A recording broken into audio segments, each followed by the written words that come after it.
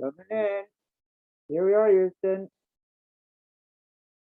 And there we go. So let me take this off.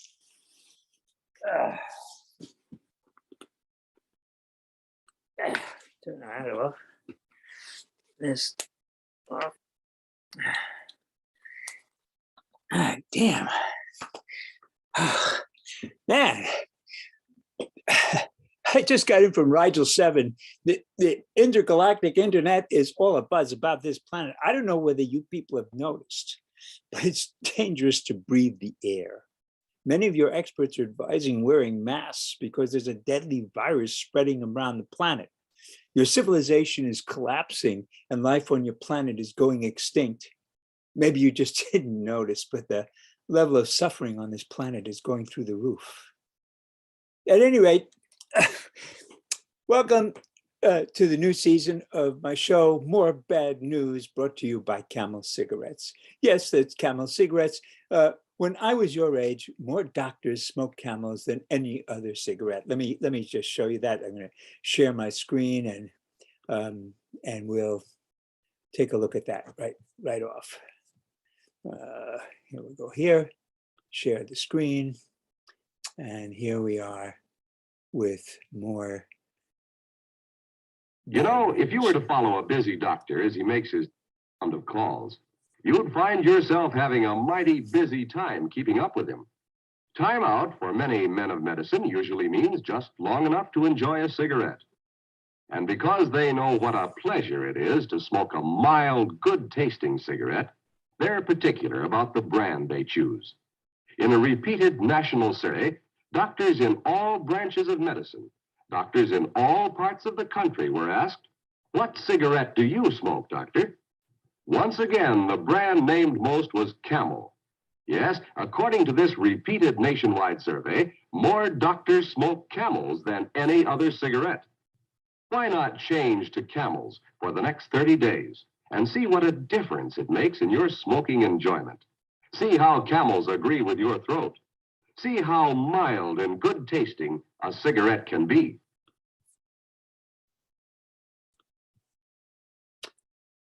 Well, there you go.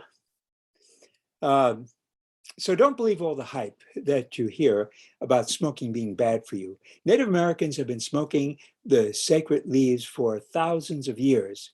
After we arrived, they introduced it to us, and we turned around and marketed it to the world. I bet you never thought of it, but people all over the world smoke cigarettes, and we did that. It was one of the greatest accomplishments of American capitalism. The Indians always thought it was holy, sacred, meant to be shared on special occasions. And we saw it as a marketing venture, an opportunity, a way to make huge profits off of an addictive product that would eventually kill you. Pure capitalism, turning death into profit. Back to the show. I want to introduce myself before we actually meet F2F, as we say these days, which everybody knows means fuck to fuck, which really means that we're all fucked. When you see me next week, I'll be wearing this helmet. This helmet is actually $300. It's got HEPA filters all around it, so that all the air that comes in, that I'm breathing, comes in through the HEPA filters. And all the air that I breathe out goes out through the HEPA filters so that it protects both me and you from this deadly virus that's going around.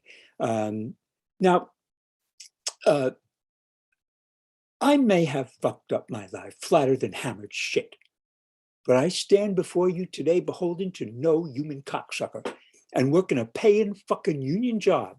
And no limber dick cocksucker of an administrator is going to tell me how to teach my classes because I'm a fucking tenured professor. So if you want to go complain to your dean, fuck you, go ahead. I'm retiring at the end of this year and I couldn't give a flying fuck any longer. You people are just vectors of disease to me and I don't want to be anywhere near you. So keep your fucking distance. If you want to talk to me, come to my Zoom. Now, the question that I want to pose to you is this. Is the above soliloquy plagiarism.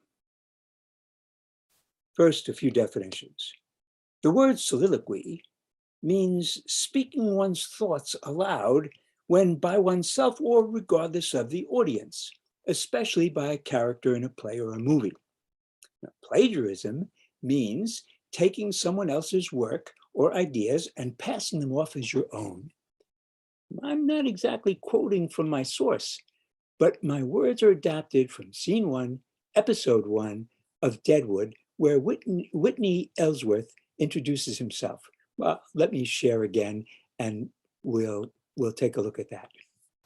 Here's Whitney. Share, and here, and here.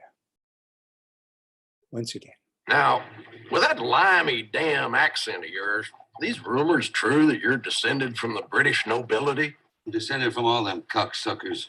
Well, here's to you, Your Majesty. I'll tell you what.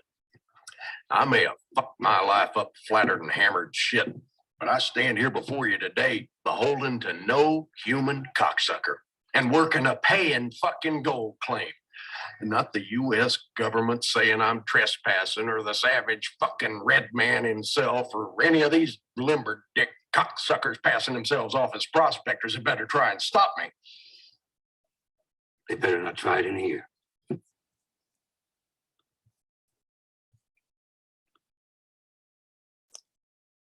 So, is my adaptation of this scene plagiarism? Well, if I hadn't put it to your attention, it would be plagiarism. And if you get caught stealing other people's words, you can get in a lot of trouble. Here at Ferris, you could be expelled, the end of your career. You got caught cheating and it cost you the rest of your life. Of course, if you don't get caught, you're fine. And that is why I always encourage my students to avoid getting caught. And if I got caught, if someone found the source of my soliloquy and exposed me for the fraud that I am, nothing would happen. Anyway, that is why we use citations to identify the source of materials that we use in our presentations and papers. It doesn't have to be a direct quote. If the material that you're presenting was inspired by some source, you need to identify the source. You need to tell the reader, where to find it. And so listing a book that you got the quote from isn't enough. You can't find a quote in a book without a page number. So keep that in mind, because it's one of the most common reasons that students end up with a B on a term paper instead of an A. Anyway, back to my soliloquy. So what you really want to know is, how the fuck am I going to get out of this course alive and with an A? That is the real question. How does this asshole professor grade? Well, let me set your mind at ease about that. You don't have a thing to worry about because there's absolutely nothing you can do. You have no control over your grade. It doesn't matter how fucking hard you work or how great your grades are. My grading system is based on the Calvinist doctrine of predestination. I figure if it was good enough for America, it's good enough for me. The Indians didn't lose because they failed. They tried everything and nothing worked, because the universe doesn't give a shit about justice. It's all predestination, and you all are predestined to lose just like the Indians. So you should know that the American colonies, especially in the North, were founded by Christians who were basically Calvinists of one sort or another. And the Calvinist doctrine can be seen woven through American ideas about justice. You might want to check that out someday, but we're going to move on. Here's how Calvin saw the universe. Calvin believed that a person was either predestined for salvation or damnation. Most people were chosen for damnation, and that's because all human beings are sinners damned by their own ugly souls. But despite how disgustingly ugly your soul might be, God in his infinite mercy has chosen, at random I might add, a few individuals for salvation. These people are saved by grace alone, not by any righteous actions they may have performed. It doesn't fucking matter whether you go to church or give charity, your actions don't count. Nobody earns salvation because nobody is that good. And that is why And that's the way it is in my class. I figure if it was good enough for Calvin, it's good enough for me. None of you cocksuckers are good enough to earn an A in my class. So I randomly assign grades before the first day of class. I don't want to know shit about you. I don't even want to know your name. I just look at the number and I assign a grade. That is how predestination works. And don't come fucking complaining to me. Take your complaints to God. He ordained this system, not me. Attendance policy.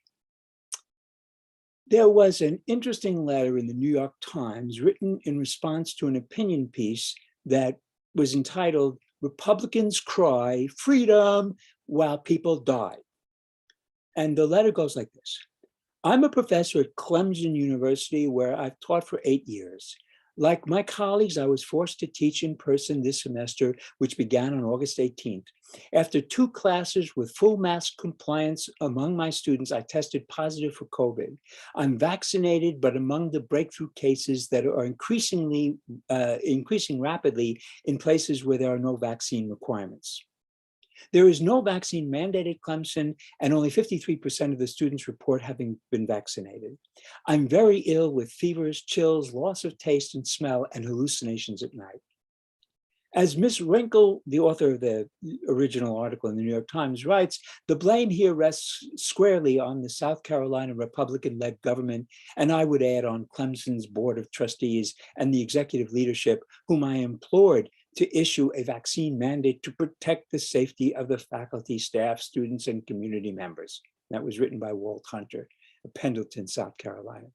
Our situation here at Ferris is about the same as described in this letter. The only difference is I'm going to be 75 years old in March, and COVID has already killed 1 of every 100 Americans over the age of 60. In other words, whatever you think of the risk of COVID, I live in a very different world. My risk is much greater than yours.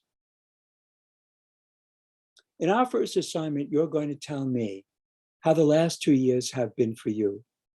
Last semester, I had a lot of students tell me how the pandemic has affected their families. Many students' families have suffered serious financial problems because of so they run small businesses. Others told stories about missing their grandparents on Christmas because of COVID. They didn't want to expose grandma and grandpa to a disease that could kill them.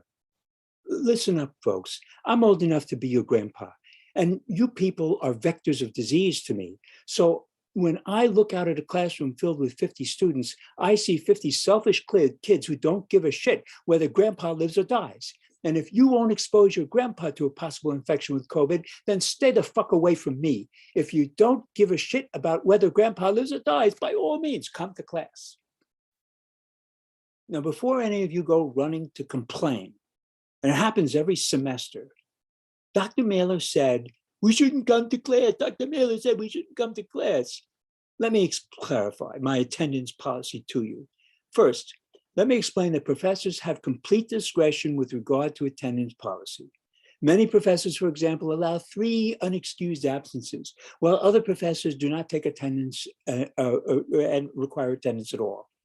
My classes are all designed to be taught remotely, and everything you need to earn an A is available to you on our Canvas page. There is no benefit whatsoever from coming to class. I will not take questions in class because I'm wearing this fucking helmet in order to stay alive. So please, come to class, enjoy the show. I'll be there regularly because I have no choice. You, on the other hand, have a choice. Thank you very much.